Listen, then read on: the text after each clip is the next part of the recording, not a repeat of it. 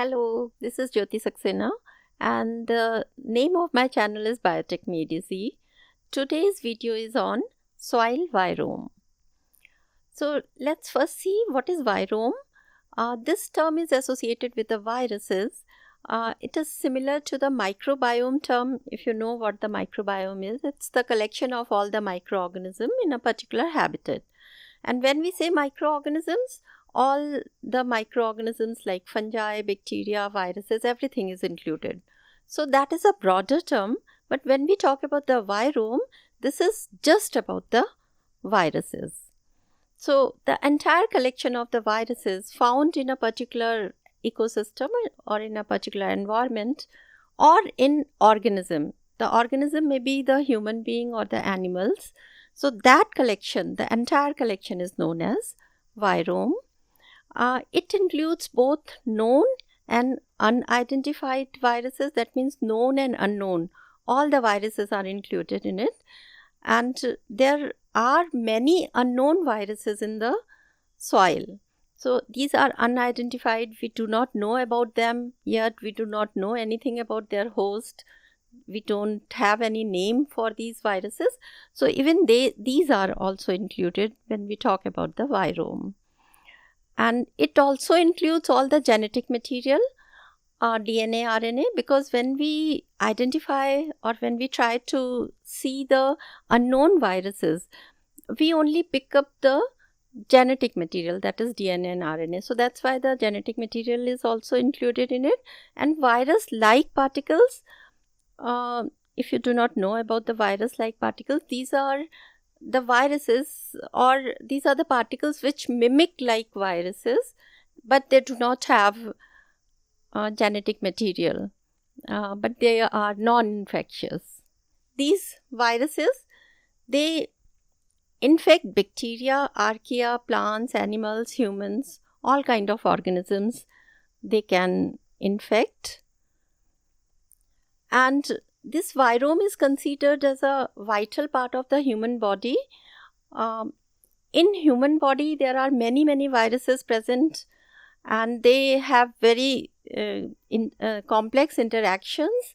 And because of these complex interactions which are taking place inside our body, in between different type of microorganisms and the viruses, our health status is determined, and also the diseases that is also affected because of the presence of these viruses in our body.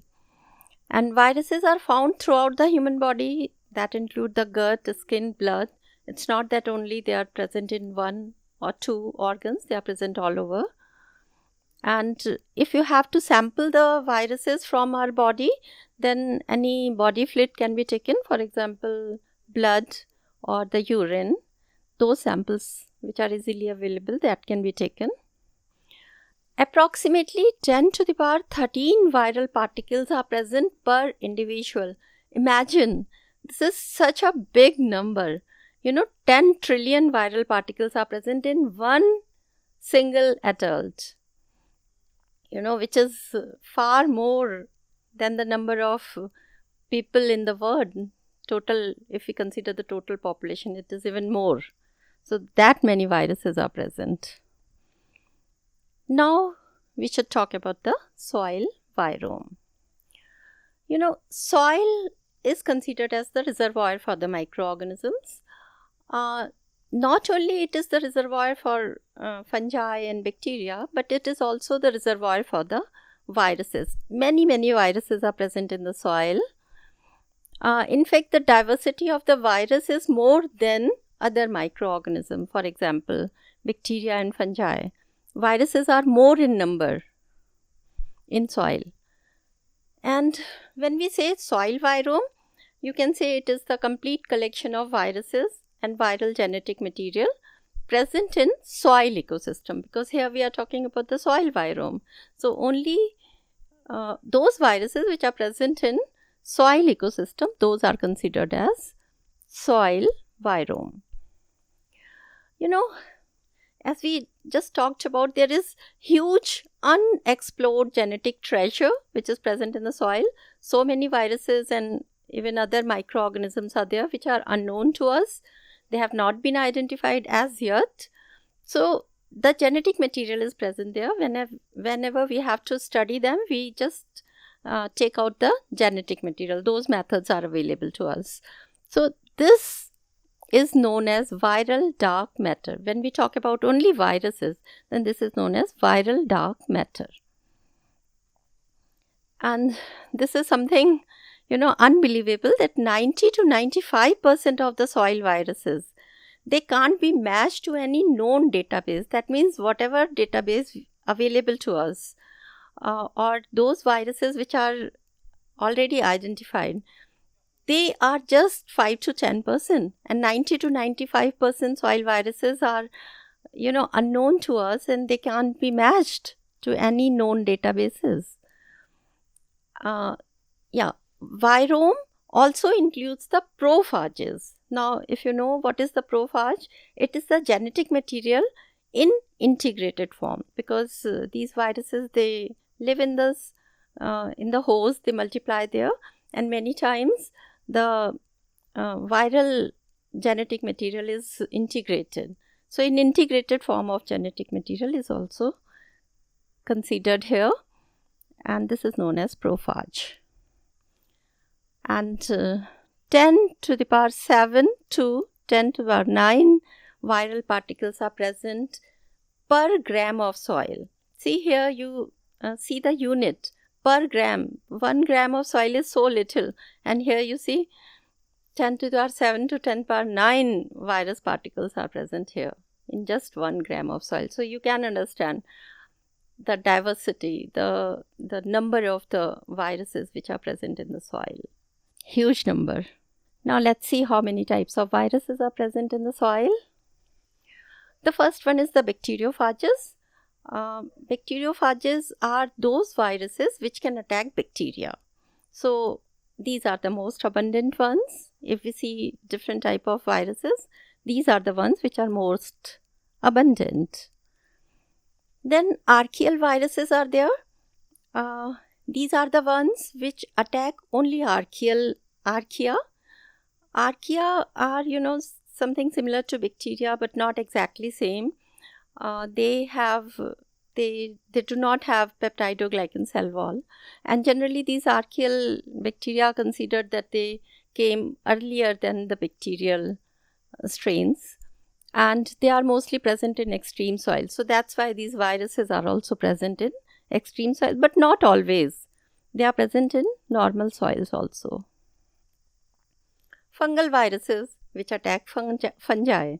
So those are known as fungal viruses. Plant viruses which attack plants, and animal viruses are the ones which attack animals. They live in animals.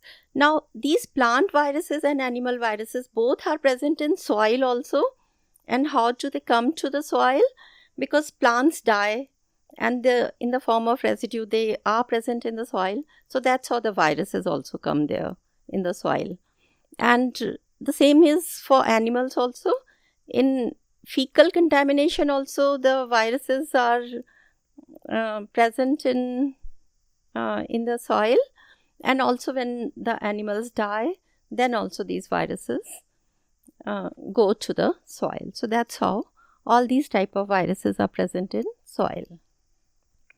Okay, now let's talk about the ecological roles these viruses play.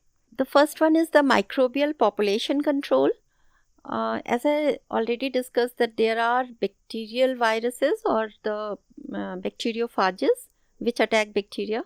So, and also the archaeal viruses are there. So, if the bacterial population is there in the soil, or the archaeal population is in the soil, these viruses, they attack bacteria and archaea. So that's how they control the population. Then nutrient cycling. They have very important role in nutrient cycling also, although they are so small, but still, they can play big role. How? Because these bacteriophages, they attack the bacteria, and ultimately, after their multiplication is done, they lyse the bacteria. So all the nutrients which are present inside the bacterial cell, or organic matter which is present in the bacterial cell which was locked there, that comes out and it goes into the soil. So carbon, nitrogen, phosphorus, all these added to the soil, and this phenomenon is known as virus shunt. Then one more important role they play is horizontal gene transfer. This takes place in between two bacterial cells, and that is through transduction. Transduction is a genetic recombination method, and in this case what happens, bacteriophages, they naturally they attack the bacterial cell, and when they go inside the bacterial cell, they control the whole bacterial cell machinery, and they start multiplying. And when they are multiplying, the genetic material and the capsid, these are formed separately, and then the assembly takes place. And at the time of assembly, by mistake or by accident, what happens, that the bacterial DNA or genetic material is incorporated into the viral capsid, and then the lysis takes place. All these viruses, they come out, and now they are ready to attack different bacterial cell. Now when they attack the second bacterial cell, at that time this virus which was having the bacterial DNA, that is incorporated into the second bacterial cell or in the recipient cell. So that's how the gene transfer takes place from one bacterial cell to another. And what is the benefit of this type of gene transfer? The metabolic capabilities are accelerated, and one very good example is antibiotic resistance, which is increasing day by day, and it has increased in last 2 decades in bacterial cells. So this happens because of this transduction. They also influence on the biogeochemical processes. See, overall the soil virome enhances the nutrient cycling. We have already discussed this one. So they benefit the soil fertility, and also the nutrient retention in the agriculture system takes place, because when the host cells or the archaea or bacterial cells, when they lyse, whatever the organic matter is there inside the cells, that comes into the soil and it remains in the soil, which can be used by different other organisms. So that's how the retention will take place, or it will remain there in the agriculture system. And the third is, by killing the specific microorganisms, because the viruses are specific to different type of microorganism, for bacteria or archaea or other species. So these viruses prevent the dominance of one species. Suppose one species is multiplying very rapidly, and if the viruses which can kill these species are there, then that's how they can control. Now let's see the methodology to study these viruses in the soil. The first one is the metagenomics. So metagenomics is used for those viruses which are unidentified and which are present in the soil. So for that we need DNA and RNA, or the nucleic acid which is there in the soil, and we get that DNA, RNA from the soil samples, and the sequencing is done. So that's how these unidentified viruses genome is sequenced. The second one is viromics. This is the study of entire viral community that can be identified by high throughput sequencing techniques, which is known as viromics. Then next is the bioinformatics tools. Here, we use the computational tools, and this method is very fast as compared to other methods, and can be used for identification, detection, and host prediction. And then the last one is electron microscopy. These viruses cannot be seen by the naked eyes. Not only by the naked eyes, but they can't even be seen by the light microscope also, the common microscope which we use in the lab. So they can be visualized only by the electron microscopy, and to study their morphology this method is also used. Now let's talk about the importance. Soil viruses are crucial, yet they are mostly overlooked. We just do not talk about them as we should.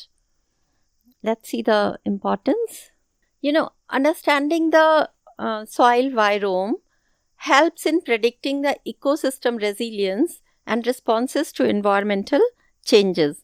Resilience means, soil virome helps ecosystem to resist, to recover, and to adapt after the environmental disturbances. For example, if the drought condition is there or the pollution is there. So that way they help. Then they have very important role in improving agriculture productivity also.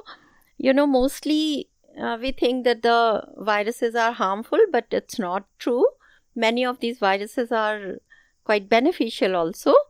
And these beneficial ones, they recycle the nutrients that we have already discussed, and they regulate the number of microorganisms, control the population of the microorganism, that also we have discussed. And that way they also control the pathogens. So what the microbial interactions taking place there in the soil ecosystem, that helps in improving the agriculture productivity. Then exploring the biotechnological potentials such as phage-based biocontrol. Now, what is this phage-based biocontrol? Here, what we can do, in normal course, we know that these bacteriophages, they control the population of bacteria because they attack bacterial cells. So here, what we can do, we can, multiply them, and artificially we can use them as spray or the soil treatments, and wherever we want to control any pathogen, these viruses or these phages can be used. So that is something which is very good to use. Then next is soil health indicator. Soil health indicator is something like they act as the biosensor. So if we know the diversity, it indicates soil fertility and soil ecosystem resilience before visible changes are taking place. So before visible changes are there, we can know about it. So that's why I was saying that they are like the biological sensors for the soil health. And in short, it can be said that they are like underground immune system. Like our immune system protect us from different type of diseases. Similarly, the soil virome, it detects, control and balances microbial life in the soil. So that's how ensure the long-term stability, diversity and resilience. So that's how they are very, very important for the soil ecosystem. Okay, now challenges. Because viruses are so small, so it's not easy to study them. There are many problems. Let's see what are these problems. Isolation of viruses from the complex soil is difficult. What is complex soil? Where the biological, physical and chemical activities are going on, and where more such activities are there, more diversity is there. In those soil, what happens that because these are very small in size, so they just trapped in the soil particles, and then it becomes very difficult to separate them from the soil. And another problem is that these viruses, they don't have any universal genetic marker. Like for bacteria, the universal marker is there. It is 16S rRNA gene. But here, no universal genetic marker is there. So that is also one big problem here. Then many unknown viral genomes are there. You already know many of them are there in the soil, but they have not been identified. So here in this case, what happens? They can't be matched. So why can't be matched? Because there is no reference genome there, and they don't have any name. They can't be named because we don't see them as a whole viral particle. We just talk about their genetic material. So this is the big problem. and limited host identification is there because for these unknown viruses only the DNA RNA sequencing is done, so that sequence we know, but we don't have the whole virus. So we do not know the host of this virus, so host identification is very limited. And here the need for advanced sequencing and very powerful bioinformatic tools are needed. So or you can say the next generation sequencing is required here. So thank you so much for watching this video. uh, that's all about the soil virome for today. I'm also making one more video that is about the unbelievable facts about the viruses. So please keep watching my channel and my different videos, and if you have any suggestion, please give it in comments. Thank you.